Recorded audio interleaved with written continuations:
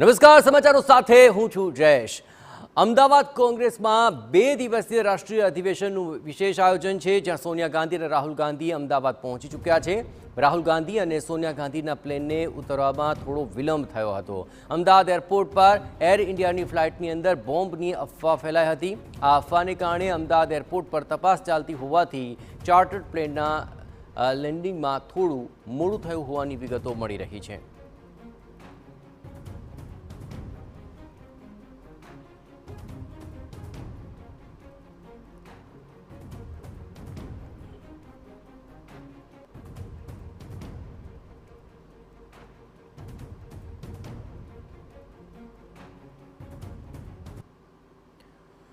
તો કોંગ્રેસનું આ 2 દિવસીય રાષ્ટ્રીય અધિવેશન છે, જેમાં સોનિયા ગાંધી અને રાહુલ ગાંધી અમદાવાદ આવી પહોંચ્યા છે। આજે CWCD બેઠકમાં પ્રિયંકા ગાંધી જોકે હાજરી નહીં આપે। આજે સરદાર સ્મારક ખાતે CWCD બેઠકનું આયોજન છે। આ બેઠકમાં કોંગ્રેસની ડ્રાફ્ટ કમિટીએ તૈયાર કરેલ મુદ્દાઓ પર ચર્ચા થવાની છે, જેમાં વધતી બેરોજગારી, મોંઘવારી અને આર્થિક વિષમતા મુદ્દે ચર્ચા વિચારણા હાથ ધરવામાં આવનાર છે।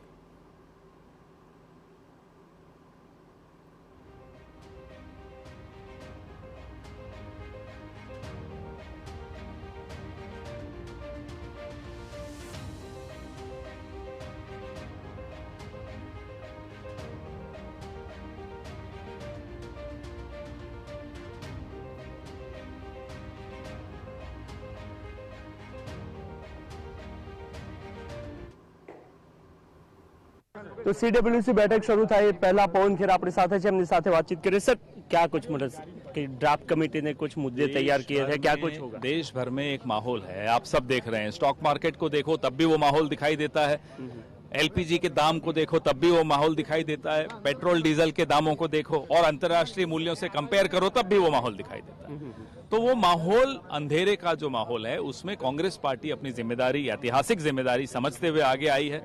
हम आपस में चर्चा करके कुछ ठोस निर्णय आपके सामने लाएंगे। कि गुजरात को क्या कुछ मिलेगा? गुजरात को यहाँ से तो हम लेने आए हैं, यहाँ से ऊर्जा और प्रेरणा लेने आए हैं। तो पवन खेरा तेओ स्पष्ट कही रहा है कि जे અત્યારે હાલના મહત્વના મુદ્દાઓ છે એના પર CWC ની બેઠકમાં ચર્ચા થશે અને ગુજરાતથી તેઓ પ્રેરણા લેવા આવ્યા છે એ પ્રકારનો પણ દાવો કરતા જોવા મળી રહ્યા છે। ઇમરાન શેખ સાથે નરેન્દ્ર રાઠોડ, TV9। તો આખરે ગાંધીજીએ 1924માં અધિવેશનનું નેતૃત્વ કર્યું હતું અને સરદાર પટેલે 1938માં અધિવેશનનું નેતૃત્વ કર્યું હતું। ત્યારબાદ 64 વર્ષ બાદ અહીં CWCની બેઠકનું આયોજન કરાયું છે। અત્યાર સુધી ગુજરાતમાં 5 અધિવેશન યોજાઈ ગયા, પણ ગુજરાતમાં 64 વર્ષ બાદ આ અધિવેશનનું આયોજન કરાયું છે અને ભાજપના ગઢમાં કોંગ્રેસ હવે મંથન કરશે અને આ જ મંથન બાદ આગામી સમયની અંદર સૌપ્રથમ ગુજરાતની અંદર વિધાનસભા ચૂંટણીઓની અંદર કોંગ્રેસ ભાજપને હરાવશે તે પ્રકારની પહેલેથી જ રાહુલ ગાંધી હુંકાર ભરી ચૂક્યા છે અને તેને લઈને આ બેઠક પર સૌ કોઈની નજર મંડાયેલી છે। વિવિધ મુદ્દે ખાસ કરીને મંથન કરાશે, જેમાં મોંઘવારી છે, બેરોજગારીનો મુદ્દો છે। આ અન્ય તમામ મુદ્દાઓ સાથે આજે આ અધિવેશનની અંદર કયા નિર્ણયો સામે આવે છે તે અત્યંત મહત્વપૂર્ણ બનશે। પરંતુ ગુજરાતમાં 3 દશકથી ભાજપની સરકાર છે અને હવે અહીં કોંગ્રેસ દમખમ લગાવવા માંગે છે।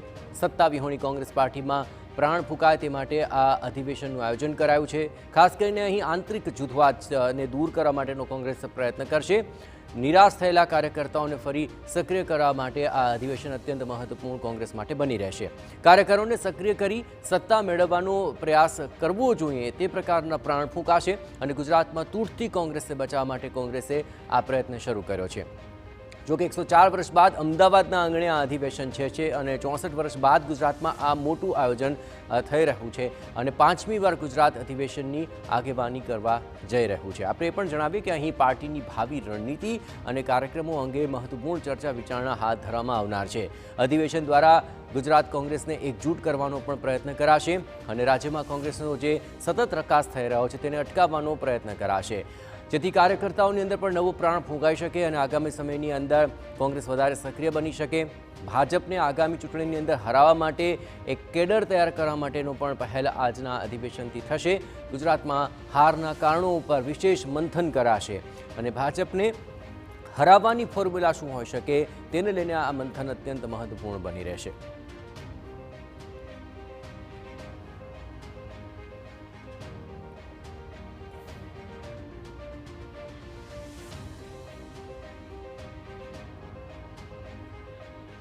તો આજે અમદાવાદમાં કોંગ્રેસ વર્કિંગ કમિટીની બેઠક, જ્યાં આવતીકાલે 9મી એપ્રિલે કોંગ્રેસનું રાષ્ટ્રીય અધિવેશન પણ યોજાનારું છે અને તેમાં કયા મુદ્દે ચર્ચા થશે, ખાસ તો ભાજપના ગઢ ગુજરાતમાં કોંગ્રેસ સામે કેવા પડકાર છે તે અંગે કોંગ્રેસ નેતા આ સમગ્ર મામલે મળીને ચર્ચા વિચારણા હાથ ધરશે. પરંતુ આ 2 દિવસના આયોજન અત્યંત મહત્વપૂર્ણ છે અને તેને લઈને આગામી સમયની અંદર ગુજરાતની અંદર કોંગ્રેસ ફરી બેઠી થાય, સત્તા મેળવવા સુધીના પ્રયત્નો થાય, ભાજપને હરાવવાની ફોર્મ્યુલા શું હોઈ શકે તેની પર મંથન થાય. આ તમામ મહત્વપૂર્ણ મુદ્દાઓ છે અને જનતાને સ્પર્શતા જે મુદ્દાઓ છે તેને લઈને પણ ચર્ચા વિચારણા હાથ ધરાશે.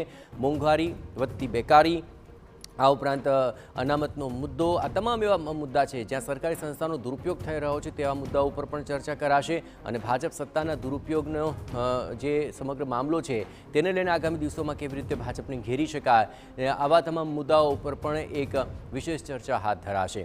આખરે કોંગ્રેસના આ અધિવેશન પાછળનો મુખ્ય ઉદ્દેશ્ય પણ એ છે કે જે રાહુલ ગાંધી પહેલેથી જ લોકસભામાં હુંકાર ભર્યા હતો કે આગામી વિધાનસભાની ચૂંટણીમાં ગુજરાતની અંદર ભાજપને કોંગ્રેસ હરાવશે અને તેની જ રણનીતિના ભાગરૂપે આ પહેલાં પણ એક મુલાકાત રાહુલ ગાંધી કરી ચૂક્યા છે અને હવે આ 2 દિવસીય CWC બેઠક અને અધિવેશનનું આયોજન ગુજરાતમાં અમદાવાદના આંગણે કરવામાં આવ્યું છે.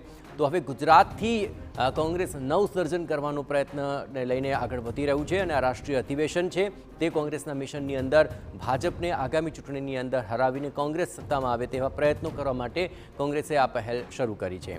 જ્યાં રાહુલ ગાંધી અને સોનિયા ગાંધી અહીં અમદાવાદ આવી પહોંચ્યા છે અને આ 2 દિવસીય કાર્યક્રમોની અંદર કયા કયા મહત્વપૂર્ણ મુદ્દાઓ પર ચર્ચા બાદ શું નિષ્કર્ષ આવે છે તે અત્યંત મહત્વપૂર્ણ બની રહેશે. પરંતુ કોંગ્રેસ અહીં એક નવસર્જનના પ્રયત્નની પહેલ ગુજરાતથી કરવા જઈ રહ્યું છે અને આ રીતે જોવા જઈએ તો અધિવેશન એ 64 વર્ષ બાદ ગુજરાતની અંદર થઈ રહ્યું છે. અમદાવાદમાં 3, ભાવનગર, સુરતમાં આ તમામ જે આયોજનો થયા તેને લઈને હવે આ અધિવેશન અને 2 દિવસની આ કોંગ્રેસની ગતિવિધિ અત્યંત મહત્વપૂર્ણ બની રહેશે.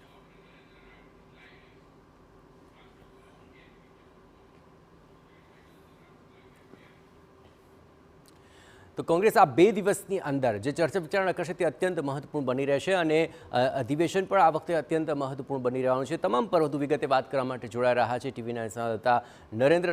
આ 2 દિવસનું કોંગ્રેસનું જે આયોજન છે સમગ્ર તયા જોઈએ તો કોંગ્રેસ માટે અત્યંત મહત્વપૂર્ણ છે, પરંતુ આ આખી ઘટનાક્રમ